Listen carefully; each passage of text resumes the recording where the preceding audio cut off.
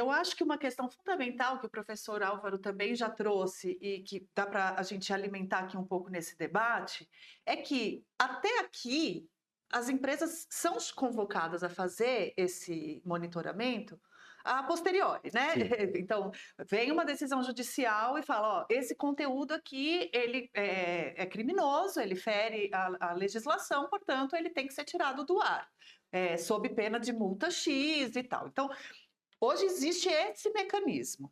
O que está se discutindo é a possibilidade de as empresas fazerem isso antes de uma decisão judicial, previamente nesse sentido. Então, assim que forem notificadas pelos próprios usuários ou por equipes internas de controle, de monitoramento, que elas ativamente façam essa triagem, essa retirada do ar, essa censura. Estou usando bem entre aspas, se alguém estiver só nos ouvindo e não nos vendo, eu usei aspas aéreas, para evitar, então, que essa desinformação ou esse discurso de ódio ou, enfim, essa postagem se multiplique e cause efeitos danosos. Agora, e não à toa, o debate legislativo ficou travado principalmente porque uma ala extremista da direita, do bolsonarismo, travou o debate e como o Lira estava em época de negociação de votos ali, ele cedeu. Não que ele não fosse ceder por outras razões, a gente não sabe, né? Desconfia, mas não sabe. Mas, enfim, Sempre há negociações de votos. Exato, ele travou. Sempre há. Agora, o que a gente pode estar achando hoje um mecanismo fundamental para impedir disseminação de discurso de ódio, de desinformação, por exemplo, de desinformação científica, como a Luísa bem mencionou, e etc., pode se virar contra o feiticeiro. Assim, pode se tornar uma censura prévia de coisas que outro campo ideológico denuncie como desinformação. Então, quem que vai definir o que é desinformação? Quem que vai definir o que é discurso de ódio e tal? Essa é a essência do debate, exatamente. Não é? E é a essência de onde essa decisão deve ser tomada. O que me parece que as Big Techs temem, mas acho que também deve ser um temor da sociedade, é que o fardo da decisão de quais posts devem ser retirados seja movido da justiça para as próprias Big Techs. Então, na minha cabeça, a Big Tech pensa, então eu é que vou ter que ficar filtrando milhões e milhões de tweets, eu é que vou ter que ficar dizendo, eu é que vou ter que policiar, ou eu vou ter que diretamente bloquear certos perfis, antes mesmo de uma decisão judicial, eu é que vou ter que julgar. Me parece que o temor da Big Tech não é ser responsável pelo julgamento, mas ter que operacionalizar isso tudo e os eventuais prejuízos que essa operacionalização e que essa censura ou que essa remoção de conteúdo possa atrapalhar o seu negócio. Mas a sociedade também tem motivo para se preocupar, porque eu não sei se a gente gostaria que o X do Elon Musk e que o Facebook do Zuckerberg ou o Blue Sky, seja o TikTok da China, seja responsável pelo o que se diz. Ou a gente considera as redes sociais super importantes para o discurso público e que nelas a gente precisa de regras fortes para que o discurso ali seja normatizado, mas aí eu não sei se a gente quer entregar tanto poder assim para a normatização desse discurso para as próprias empresas, ou a gente considera aquele espaço apenas um espaço de uma empresa privada, que aí não é censura do Estado, é apenas a empresa privada colocando as suas próprias normas, mas que aí é uma coisa menor, né? Uma coisa menos importante. Se você não está satisfeito, porque esse é o argumento da censura do Estado contra a censura da empresa privada. A empresa privada diz que não quer teu conteúdo, você coloca o conteúdo na outra plataforma. Se o Estado impede, você não pode mudar de Estado. Então, se essa é a visão de que quem faz censura é a empresa privada que está colocando as suas normas, você pode, em tese, escolher outra, mas não me parece o caso. Me parece que vai ser uma norma para todos os usuários do país. E aí eu não sei se o problema é sempre nos casos mais cinza, né? Não é no caso da incitação ao crime, da incitação à violência. É sempre naquele caso periférico ali, alguém que está mais próximo da linha divisória. E, de novo, é muito difícil. É claro que há posições super ideológicas sobre o tema, gente que não quer nem ouvir um lado, gente que não quer nem ouvir o outro, mas eu acredito que a gente está num momento em que a legislação e o uso da internet estão evoluindo juntos e é natural que haja bate-cabeça nesse momento. É natural que a gente não saiba, que haja vários dilemas. Eu acho que muitas certezas nesse momento estão simplificando a complexidade do negócio. É claro que há problemas. No X, se você entrar hoje, há anúncios que mostram uma âncora da CNN e o Luciano Huck indo preso. Uhum.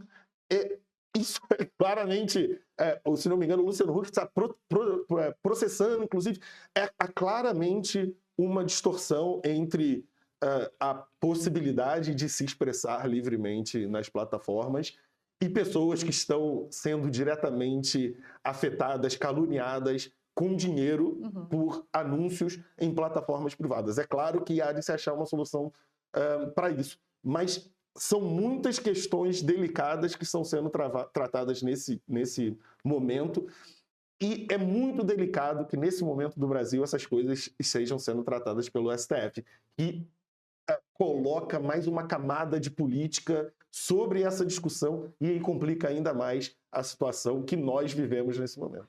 Esse gancho é muito bom para eu devolver para o Rio, mas eu quero devolver para o Rio com esse gancho e mais uma provocação ao professor Álvaro Jorge, que é o seguinte: ninguém aqui é ingênuo de não saber que as plataformas não só entendem como o algoritmo funciona, como os criam. E lucram, né? E lucram em cima disso, e que já é notório saber que o que o algoritmo entrega mais é o que causa sentimentos mais fortes.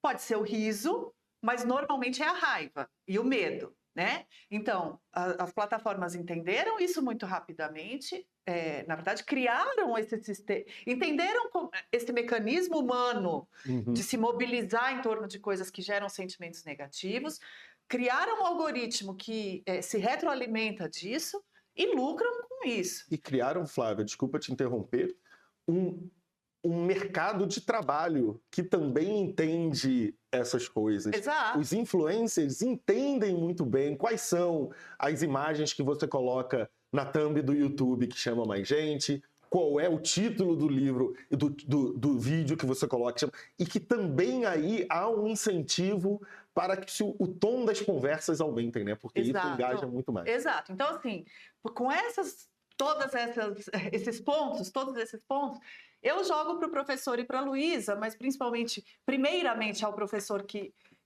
estuda e entende, pesquisa STF e direito constitucional, que luz que a Constituição de 1988 nos oferece para esse debate. Além da posição do Alexandre de Moraes ou do Dias Toffoli, ou do personalismo dessas figuras, como é que a gente discute a liberdade de expressão e a responsabilização a partir da nossa magnânima Carta Constitucional?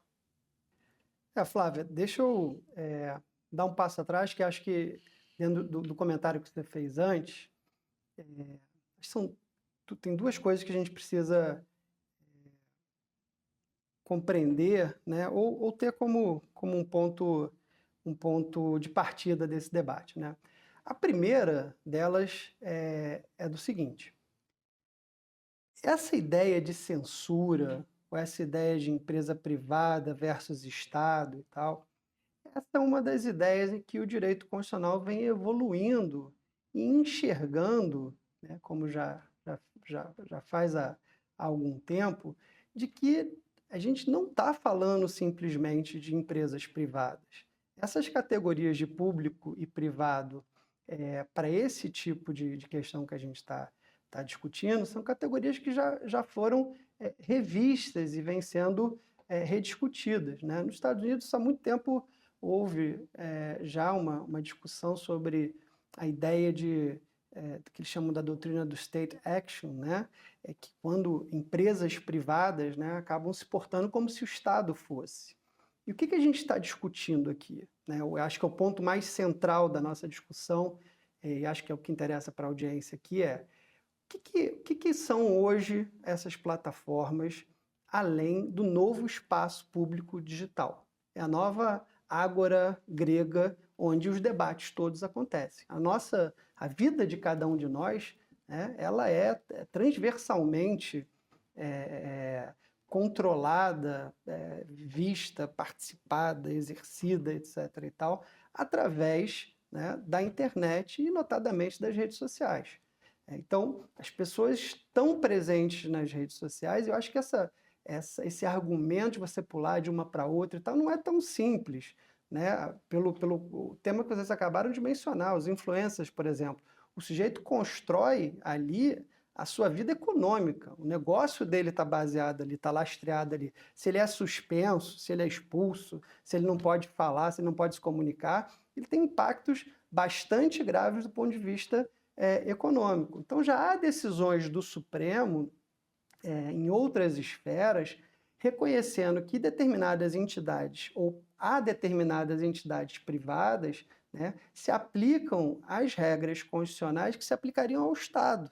Regras como de devido processo. Você não pode simplesmente, né, excluir uma pessoa porque você diz que isso é uma entidade privada e suas regras não dão direito de defesa, se você vai ter um impacto para essa pessoa decisivo na vida dela. Então, acho que a primeira observação importante é essa, ou seja, esse espaço que foi construído pelas plataformas, pelo sucesso delas, na verdade, tem que entender que essas são empresas sofisticadíssimas e que trouxeram produtos muito interessantes para o mundo, né? Revolucionários para o mundo, assim como a gente está falando aqui do 8 de janeiro no Brasil, do 6 de janeiro nos Estados Unidos, a gente está falando da Primavera Árabe também, que foi, em grande parte, viabilizada pelas plataformas. Então, não dá para demonizar, né, simplesmente, a gente precisa entender.